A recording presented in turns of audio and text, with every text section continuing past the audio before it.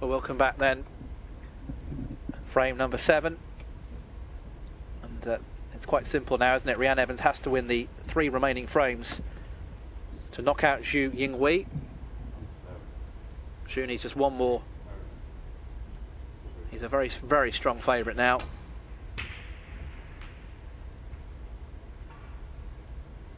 One of 4 wildcard rounds. One of 4 wildcard matches, I should say, in this round. And we're seeing glimpses of Reanne's ability, but we need to see plenty more of that now.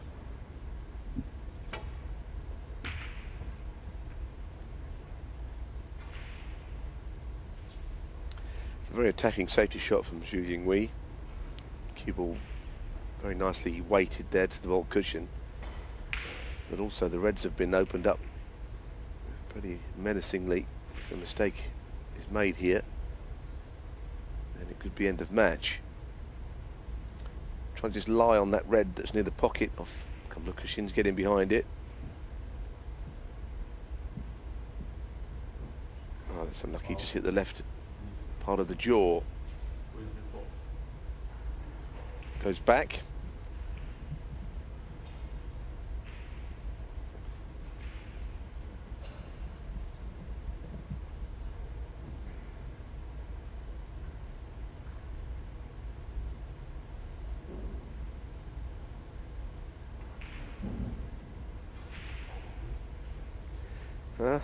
Bit of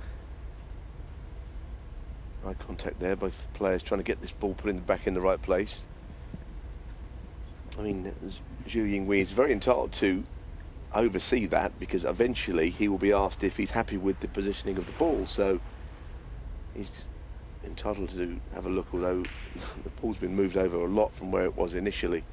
The other thing to say here, of course, is that reds can be seen full on, so contact she'll need to make before too long. If it misses again, it'll be a warning, but she hasn't missed again, so no one need to worry too much about that. Problem solved.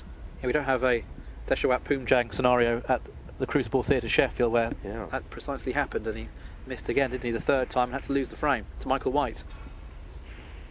Yeah, which is something that happens probably once every 5 years in snooker. Someone loses a frame in that way, maybe less than that, but it's a rare occurrence anyhow. Because basically, if you get warned the 3rd attempt, the only thing you're trying to do is hit a red. You would never just play a thin contact, I don't suppose.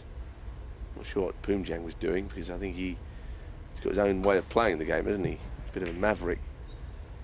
And incidentally, he's been in action in this session and had a win against Dominic Dale. So that would have been entertaining. 5-1 it was as well. 2 characters of the game. Shall we say that? We've had Dominic on Eurosport a number of times. 2 people that brighten up the game, in my opinion. Yeah, good win for Poomjang. Started the season quite well after his excellent run to Sheffield. Yeah, I think just briefly on the subject of Poom that watched the World Championships, remember his terrific win against Stephen Maguire. Then he got carried away, didn't he, in his next match? So playing to the crowd, he forgot what he was there for. I mean, I'm not saying he'd beaten Michael Watt anyway, but he was completely distracted by the attention he was getting.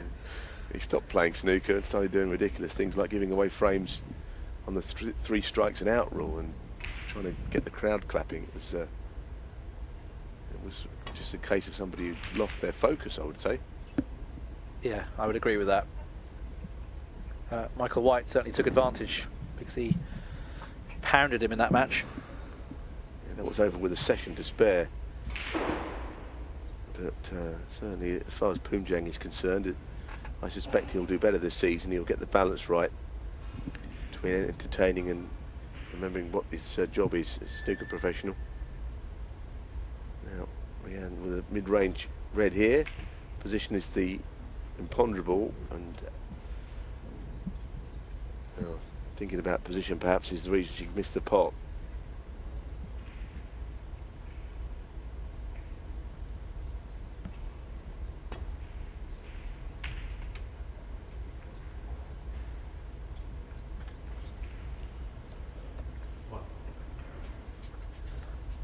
So Zhu's got in.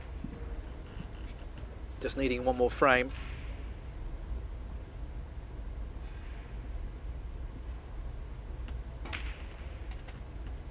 Just having a look at the top half of the draw here in Wuxi. Defending champion Ricky Walden will be facing Jimmy White after this match. We've got the likes of Graham Dott, Robert Milkins, who's been playing very well. Mark Williams has a good record in China. Also Stuart Bingham, who made the final here last year before losing to Ricky Walden. Ben Wollaston, a player certainly on the up. Michael White, as we mentioned.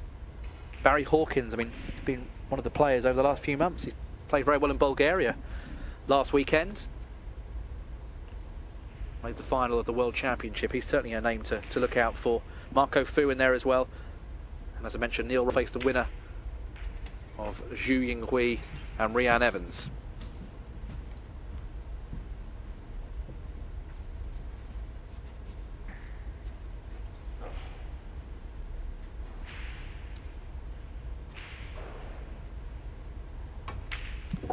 In the other part of the draw is Joe Perry, who probably deserves a mention, Tim, for winning the first Asian PTC event of the season, his first silverware in 22 years as a pro.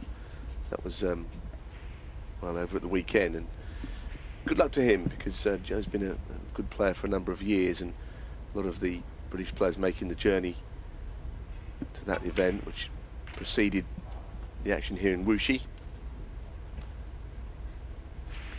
Yeah, Joe Perry, as you said, has been on the circuit a long time and played really well, didn't he, in winning just a couple of days ago. So he comes here in cherry ripe form. Actually plays against a man who's been out of form, Jamie Cope. You see this shot again off the blue. Yeah, I think he tried to come more to the left as we're looking down on the table into that red and get more into the bunch of reds than he has.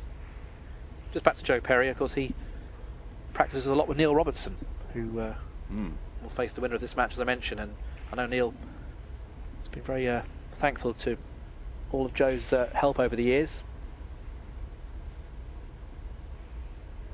Yeah, it's based in Cambridge.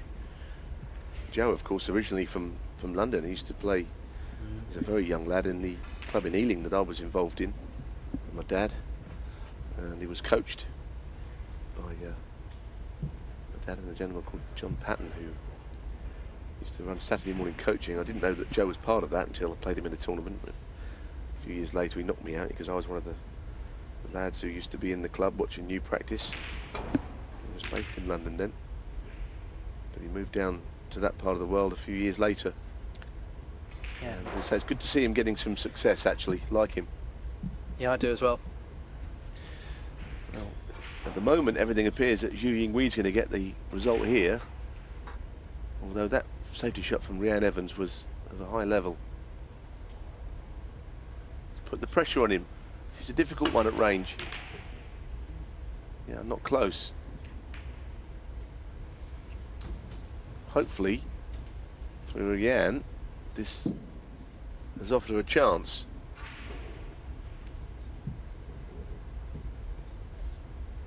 Yeah, he hit that very badly, didn't he, Zhu?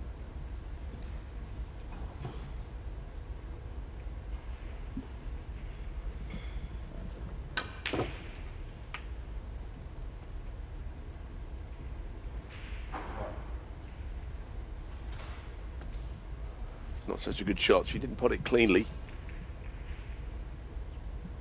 To finish right there with the brown being blocked by the pink, it's far from ideal.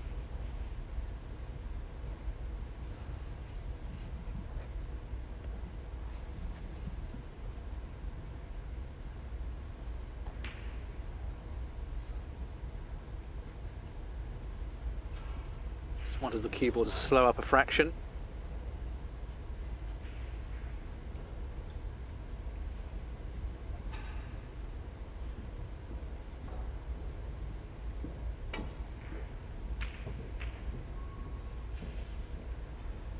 Pacey side from Zhu. No real harm done, I don't think. There is a red towards the left, but cue ball's going careering into other reds there.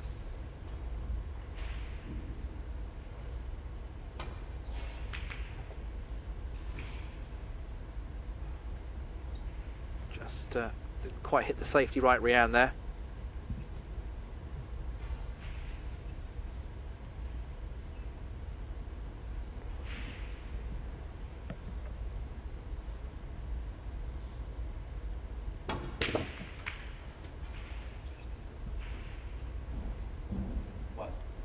I'm not sure how much this is going to lead to. It has to be an excellent shot to score from here. Where's his next colour coming from? He might be forced into going for something though. Let's look at the pink. Well, if this goes in, and this will win in the frame, but it could lose in the frame. Well, how about that? That's as cool as a cucumber. And it almost makes a mockery of that shot he had before when he hit the red against the pink. That was struck beautifully, wasn't it? And this has now suddenly become a very good chance for Zhu Yinghui. I tell you what, Tim, I can't think of many other players that would have gone for that pink there. I think the shot for most people would have been to play safe, because clearly the cue ball's coming back towards the reds. It's quite a shot, actually.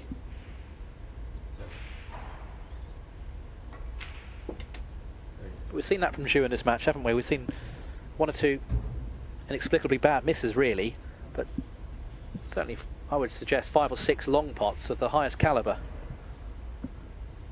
As you said, he looks pretty good when he's in the balls as well. He's had some results over the last year or so, as we know, Zhu Yinghui. This was always going to be a very tough match for Reanne Evans.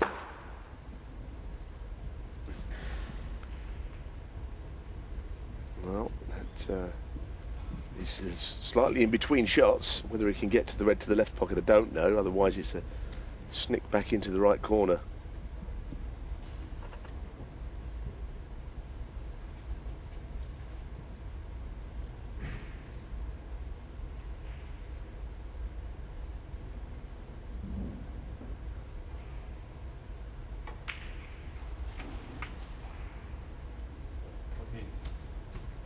Well, it did just pass the other red, crucially as well.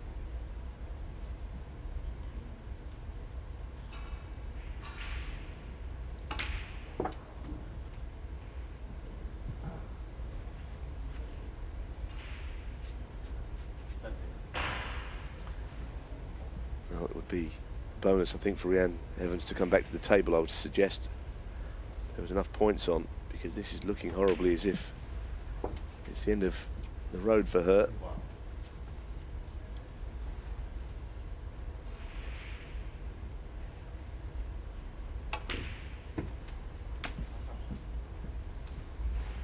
A few kicks around. I think that one was one. And Zhu Yinghui taking no chances, getting the cue ball cleaned up by Zhu Jin, the referee. There is a school of thought that sometimes you just give yourself another chance to get a kick, because the referee cleaned the balls with those cotton gloves on, put static on the balls. But all these years on, we're still no clearer as to know exactly what causes them. Conditions don't seem too bad out there. Sometimes players themselves can wear a glove. Yeah, that's humidity, isn't it, that causes problems. As far as kicks, well, Zhu has had a few in this match. They haven't made any discernible difference to anything. He's not too far away from the winning line now. Still a bit of work to be done.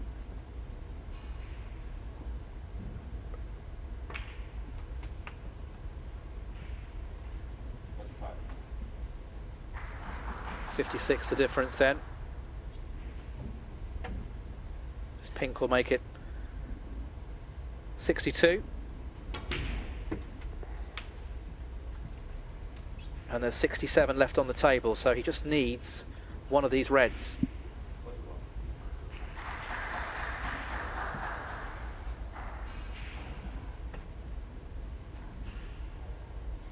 Yeah, and I think he's fully aware of that. He had a quick glance over at the scoreboard. And he's got it. No heroics there, was there? Just made sure of that red. This pink will settle it.